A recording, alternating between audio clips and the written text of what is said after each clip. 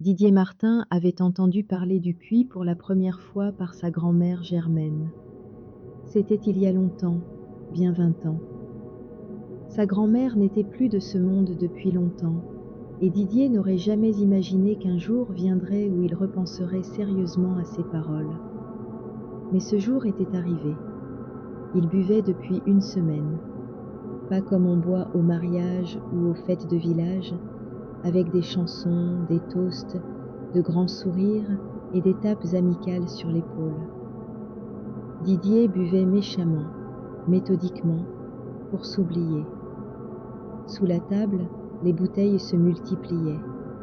Il en était maintenant à l'eau-de-vie de Mirabelle, ce superbe alcool distillé dans un village près de Gérardmer. Selon Didier, il n'y en avait pas de meilleur dans toute la France. D'habitude, il en buvait très peu. Les bouteilles qu'il rapportait de là-bas, il les savourait dans de minuscules verres, et elles duraient longtemps. Mais cette fois, il n'était pas question d'en apprécier le goût. La télévision ne fonctionnait plus.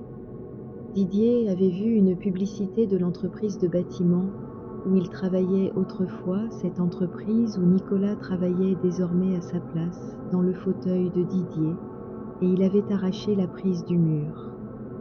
Dehors, c'était le printemps. Quelque part en bas, un chat hurlait. Nicolas, son meilleur ami, son témoin de mariage, le parrain de sa fille. Un homme à qui Didier avait un jour apporté des antibiotiques en pleine nuit, à travers tout Paris, quand ils avaient tous les deux 18 ans, parce que Nicolas n'avait pas d'argent pour les médicaments et gisait au lit avec 40 de fièvre. Ils se connaissaient depuis 34 ans, presque toute leur vie. Et maintenant, Nicolas était assis dans son bureau et appelait la femme de Didier sa femme à lui. Ce n'était pas arrivé d'un seul coup. Une trahison n'arrive jamais du jour au lendemain. Elle grandit lentement, comme de la moisissure derrière une armoire. Et quand on finit par la remarquer, elle a déjà rongé la moitié du mur. D'abord, l'un des clients de Didier avait soudain commencé à le regarder de travers et avait exprimé le souhait de travailler désormais avec Nicolas. Puis, Nicolas était apparu à quelques réunions où Didier aurait normalement dû se trouver, mais où il n'avait pas pu aller à cause d'une erreur ridicule dans le planning. Bien sûr. Soi-disant.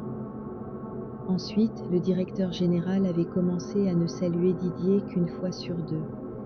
Il le regardait d'un air sévère et méfiant. Et Claire? Claire parlait peu à peu de Nicolas de plus en plus souvent et comparait son mari à lui. La comparaison n'était jamais à l'avantage de Didier. Pour une raison inconnue, elle avait soudain mis un mot de passe sur son téléphone. Elle avait une quantité invraisemblable de choses à faire hors de la maison, même le week-end. Didier ne voyait rien. Ou, s'il voyait quelque chose, il enfonçait soigneusement la tête dans le sable et faisait comme si rien ne se passait, parce qu'il était incapable de reconnaître l'évidence. Il n'en avait pas la force. Puis, l'inévitable arriva. Didier fut licencié. Nicolas le soutint, passa le voir, le consola et lui répéta de ne pas baisser les bras. 2 semaines plus tard, pourtant, il prit possession du bureau de son ami et s'y installa avec une facilité et une rapidité étonnantes. Il ne venait plus lui rendre visite et il n'invitait pas non plus Didier chez lui. Un beau jour, Claire, les yeux baissés, annonça qu'elle aimait un autre homme et qu'elle demandait le divorce. Cet autre homme était Nicolas, bien sûr.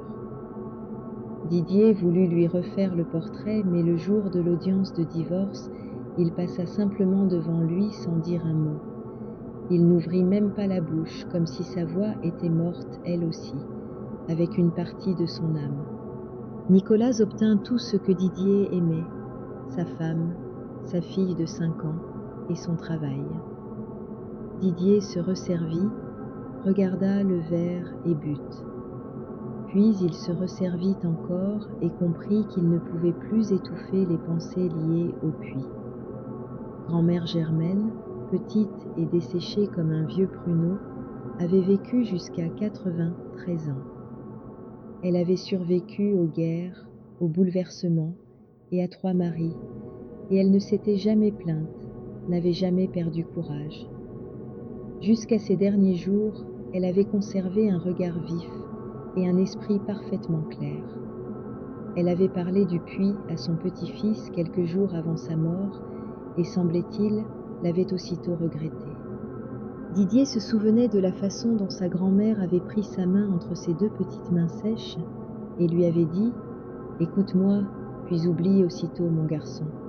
Certaines choses, il faut seulement les connaître pour s'en tenir loin. » Ce jour-là, Didier avait pensé que sa grand-mère n'avait peut-être plus toute sa tête, car un tel endroit ne pouvait pas exister dans la réalité.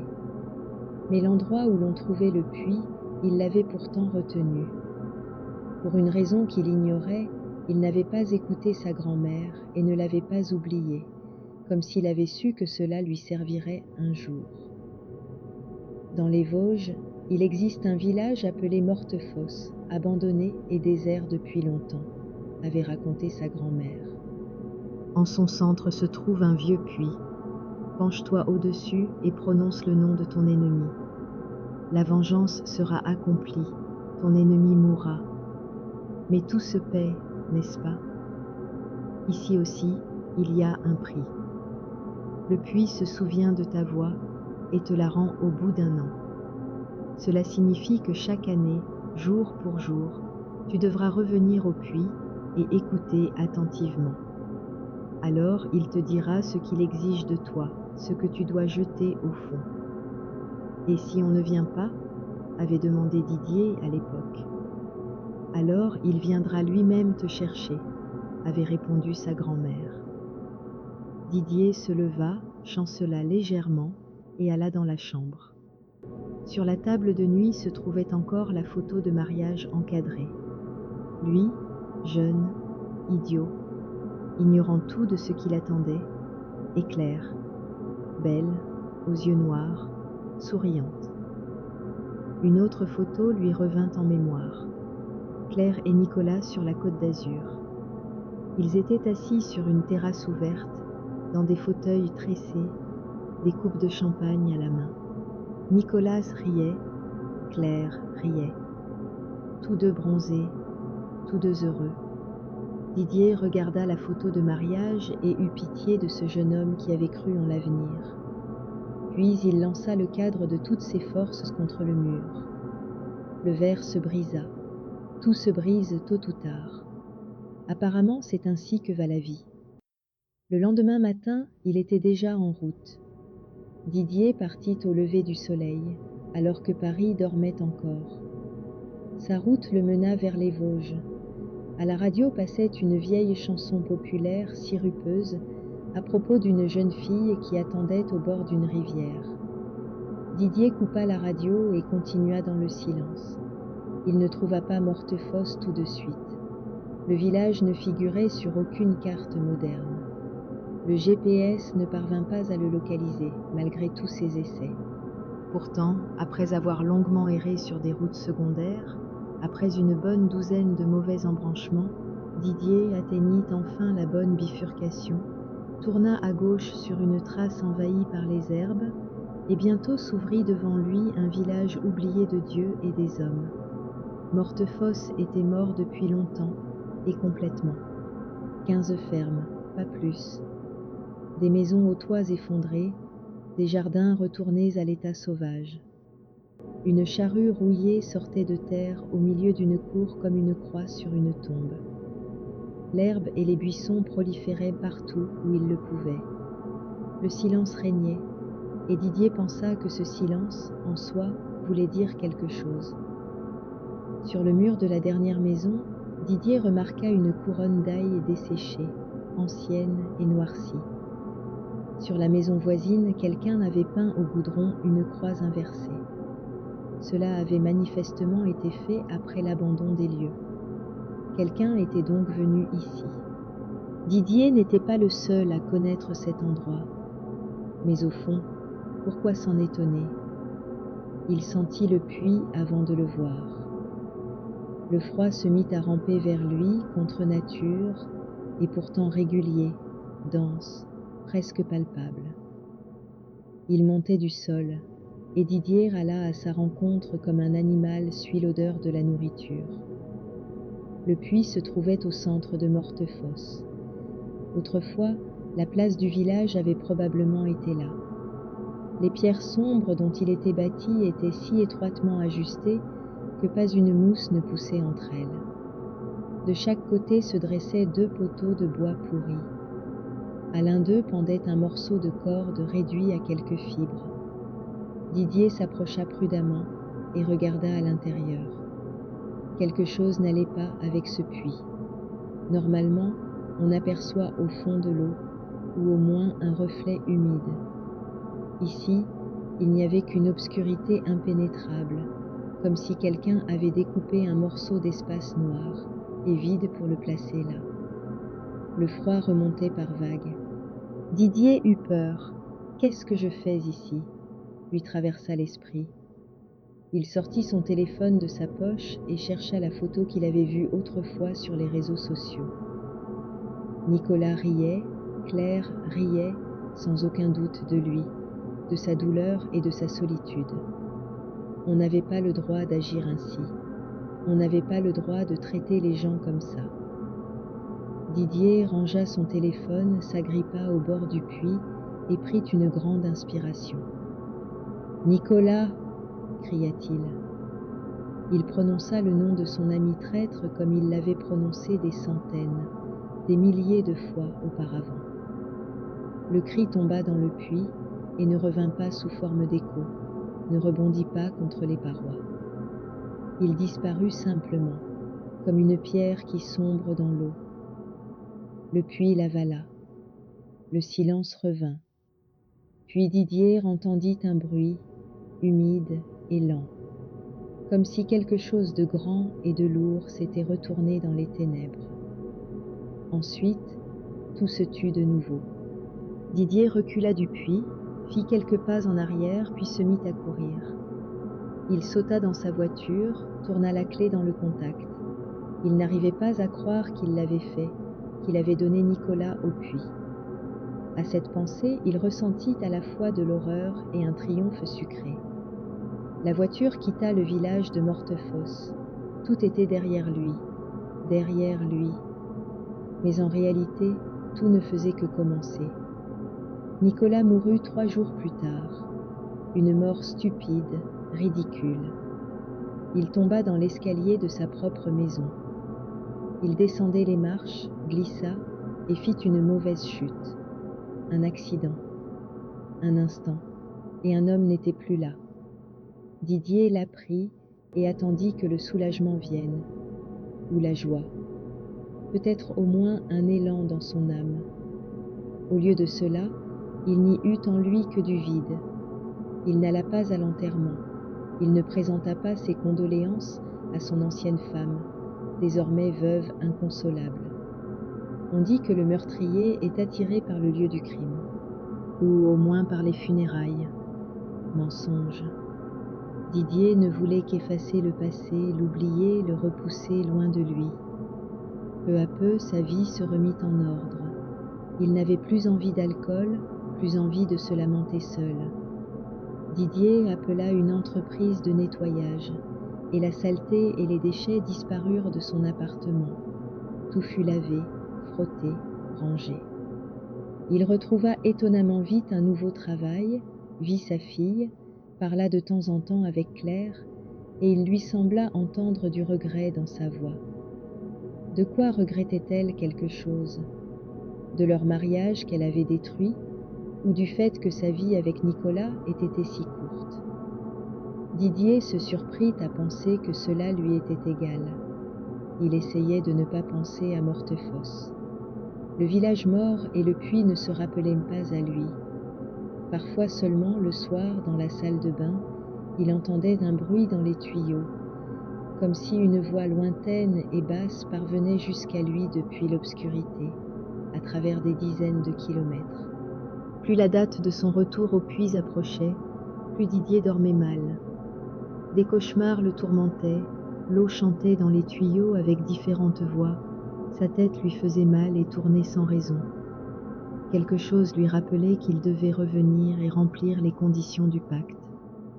N'oublie pas, tu dois quelque chose. Le retour était inévitable, et Didier prit la route de Mortefosse par un chemin qu'il connaissait désormais. Cette fois, il savait où aller. Il arriva beaucoup plus vite. Le village avait exactement la même apparence qu'avant.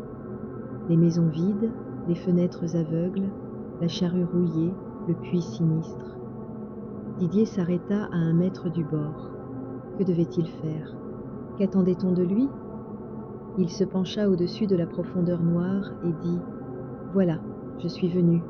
Qu'est-ce que tu veux ?» Une vague de froid monta du fond et lui frappa le visage comme une gifle. Didier vacilla, planta ses doigts dans le rebord et entendit « La photo où tu es avec ton père. » Mon Dieu! C'était sa propre voix, mais sourde et déformée. Didier resta figé. La photo était dans sa poche. Il la gardait toujours dans son portefeuille.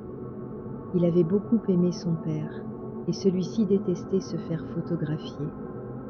Le cliché où il se tenait côte à côte, pris 6 mois avant la mort de son père, était une rareté précieuse, on pouvait dire, un talisman. À cet instant, Didier comprit que le puits prendrait quelque chose d'important. Et sans doute cette vieille photo, aussi chère fût-elle à son cœur, n'était-elle au fond que la moindre des choses. Le puits, et ceux qui vivaient en lui savaient tout de lui, et choisiraient toujours, sans se tromper, ce qu'il y avait de plus précieux. Qu'avait-il fait? Pourquoi s'était-il engagé là-dedans? Didier regarda la photo et retint à peine les larmes qui montaient. Il avait l'impression de trahir la mémoire de son père. En même temps, il sentit qu'une sorte de couche protectrice venait de s'affaiblir, et cette pensée l'effraya. Didier ouvrit les doigts.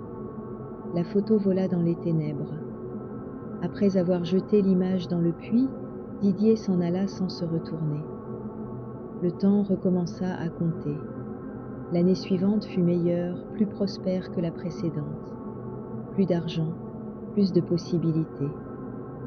Didier vendit son ancien appartement, emménagea dans un logement plus spacieux, commença à fréquenter une femme gentille et continua à voir sa fille. Il ne pleurait plus Claire. Cette partie de sa vie était derrière lui. Grâce à Dieu, ou grâce à autre chose. Une seule chose assombrissait ses jours, la pensée du retour inévitable au puits. Mais Didier s'était inquiété pour rien. Tout ce que le puits réclama fut une canette de limonade à moitié vide qui traînait dans sa voiture. Il avait eu soif et l'avait achetée en chemin. Encore 2 années passèrent. Le tribut fut chaque fois ridicule. La vie brillait de couleurs vives. Sa fille grandissait. Son ex-femme semblait nourrir l'espoir de récupérer Didier, et cela flattait son orgueil, lui faisait même plaisir, bien qu'il ne voie aucun retour possible. La femme gentille l'avait quitté depuis longtemps. Elle voulait se marier, et Didier n'avait pas l'intention de tomber une 2e fois dans le même piège. Seul, on vivait bien mieux. Didier ne pensait plus à Nicolas. Mais lors de l'une de ses visites suivantes au puits, alors qu'il était détendu par les demandes modérées de la puissance qui vivait en bas, un coup terrible le frappa. « Bella », exigea la voix. Didier regarda autour de lui comme s'il cherchait de l'aide. Bella était le chien de sa fille. Léa avait recueilli le chiot environ 1 an plus tôt, et le petit paquet maigre et tremblant était devenu une magnifique beauté toute duveteuse.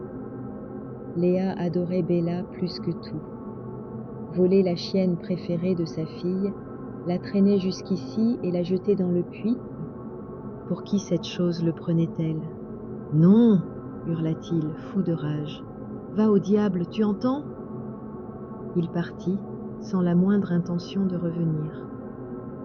Un jour passa, puis un 2e. Didier rappela Claire. Il devait savoir. Savoir quoi exactement, il ne le comprenait pas lui-même. Léa va bien, dit son ex-femme d'une voix terne et inquiète à la fois. Seulement Bella se comporte bizarrement. Léa s'inquiète pour elle. Bizarrement? Qu'est-ce que tu veux dire? Demanda Didier, sentant un poids immonde lui tomber dans l'estomac. Elle gémit tout le temps, se colle au mur comme si elle avait peur de quelque chose, et elle ne mange plus. Il faudrait peut-être l'emmener chez le vétérinaire? Oui, on ira demain, dit Claire, fatiguée. Mais il n'y avait déjà plus personne à emmener chez le vétérinaire. Bella disparut. De manière mystérieuse, elle se volatilisa dans l'appartement fermé à clé. Claire était au travail, Léa à l'école. Bella était restée à la maison. La mère et la fille revinrent, mais la chienne avait disparu. Portes et fenêtres étaient fermées. L'eau dans sa gamelle était devenue noire, et dans son bol de croquettes se trouvait une poignée de terre humide. La petite fille fit une crise d'hystérie. Didier vint, et lui et son ancienne femme restèrent tour à tour auprès d'elle pour essayer de la calmer. Ils appelèrent la police. Claire voulait comprendre comment des cambrioleurs auraient pu voler le chien et organiser ce cauchemar avec l'eau et la terre. Mais les policiers ne trouvèrent aucune trace d'effraction. Mieux encore, la caméra de l'entrée ne montrait aucun inconnu qui aurait pu entrer puis ressortir avec la chienne. Les semaines passèrent, mais l'incident ne fut pas oublié. Didier se tourmentait et se maudissait. Léa souffrait terriblement de la perte de son animal. Pédiatres, psychologues et neurologues se succédaient, mais rien n'y faisait. La fillette dormait mal, était agitée et nerveuse, commença à chuter à l'école. L'appétit disparut, les crises se multiplièrent. Le pire, cependant, c'était que Léa faisait toujours le même cauchemar. Un puits noir au milieu d'un village détruit et inhabité. Dans son rêve, elle s'approchait de lui, s'arrêtait et regardait au fond. À cet instant, elle entendait des pas. Quelqu'un venait vers elle, la soulevait dans ses bras et la jetait dans le puits. Les spécialistes y voyaient des symboles, une réaction psychique au stress, à une douleur refoulée et à Dieu sait quelles autres absurdités. Seul Didier devinait avec horreur ce qui se passait. Il avait refusé de jeter la chienne dans le puits, mais elle avait tout de même été prise. Ce qui vivait dans le puits possédait manifestement assez de force pour venir chercher lui-même ce qu'il considérait comme son dû. Mais Didier devait être un instrument docile, et s'il refusait, il craignait que la punition de son insoumission soit sa fille comme prochaine victime. La menace est toujours plus terrible que le coup lui-même, et dans les mois qui suivirent, la vie devint un enfer. Didier n'arrivait presque plus à se concentrer au travail. Le soir, il buvait de plus en plus souvent pour réussir à dormir. On diagnostiqua une maladie à Claire. Elle dut retourner plusieurs fois à l'hôpital. Et Didier resta avec sa fille, qui se transformait jour après jour, de petit ange aimant et rieur, en enfant nerveuse, insolente, agressive, qui travaillait horriblement mal, se brouillait avec tous ses amis et dessinait du matin au soir des images sombres, des bâtiments abandonnés, des villes sans habitants, des trous dans la terre, des puits. Un jour, Didier se réveilla et vit avec une clarté totale ce qu'était devenu sa vie. Le cauchemar ininterrompu dans lequel il l'avait transformé de ses propres mains, poussé par la colère et le désir de vengeance. Il avait été trop faible pour affronter son malheur, et il s'était finalement livré à une force mauvaise, avide, venue d'ailleurs. Il fallait changer cela, réparer ce qui pouvait encore l'être. Il devait retourner là où tout avait commencé. Peu importait qu'une année entière se soit écoulée ou non. La chose dans le puits devait répondre, dire ce qu'elle voulait. Didier ne pouvait plus attendre. De nouveau les maisons vides, les fantômes, les jardins morts, le puits lugubre. « Qu'est-ce que tu veux, bordel? Quoi? Quoi ?» Il haletait lorsqu'un coup glacé lui frappa le visage, familier mais beaucoup plus violent qu'autrefois. Puis sa propre voix parla, froide et sourde. « Léa. » Didier plaqua les mains sur sa bouche. Il n'avait pas mal entendu. La chose voulait se repaître de sa fille, de son enfant, du seul être au monde qu'il aimait vraiment. Soudain, le calme l'envahit. Non, on règle ça ici et maintenant. L'obscurité attendait. Tu ne l'auras jamais. Didier ferma les yeux. Elle n'a rien fait. Elle ne te doit rien. Au fond, c'est moi que tu veux, n'est-ce pas? J'aurais dû comprendre depuis longtemps que je t'appartenais déjà depuis l'instant où je suis venue ici. Il aurait sans doute dû prier, mais tous les mots de prière avaient disparu de son esprit. Devant ses yeux intérieurs apparut sa fille, joyeuse et pleine de vie, courant vers lui de toutes ses forces. Puis Claire, telle qu'elle était le jour de leur mariage, pleine d'amour et d'espoir. Et Nicolas, à qui Didier avait fait confiance comme à lui-même. « Grand-mère, tu avais raison, j'aurais dû oublier cet endroit dès que j'en ai entendu parler, » pensa-t-il. « Pardonnez-moi, » dit Didier, en s'adressant à tous à la fois.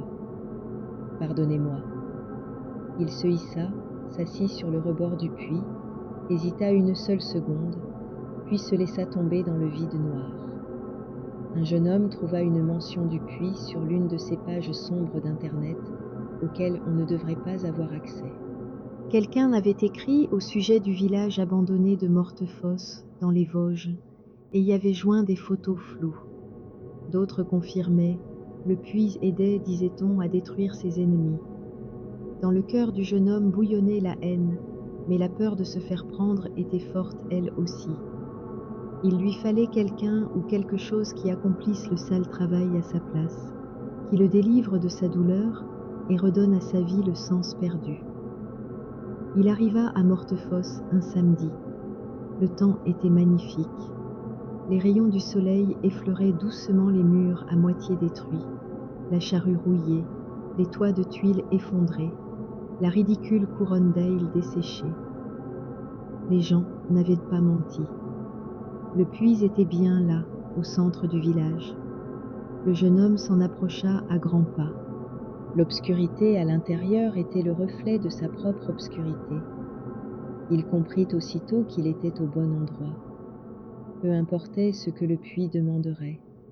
Il lui donnerait tout ce qu'il voudrait, et il le ferait plus d'une fois.